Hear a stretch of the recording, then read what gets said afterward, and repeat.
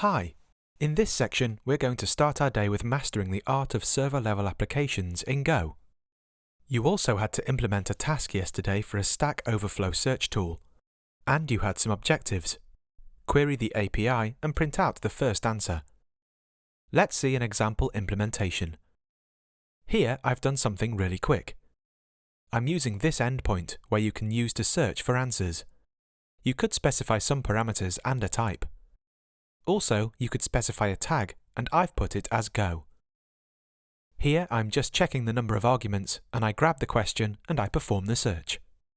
I'm using this channel here, and now I pass the endpoint and I pass extra parameters here. I update the query and use the HTTP client to perform the request.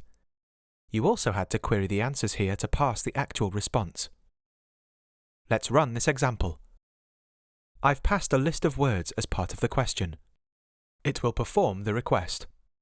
You won't actually see the answers here, but you need to get the answer ID to request another endpoint to actually get the answer as HTML and print it nicely. In your task, you had to do this request, but the idea is the same. So I hope you learned a lot from this task and how to use CLI applications to perform requests.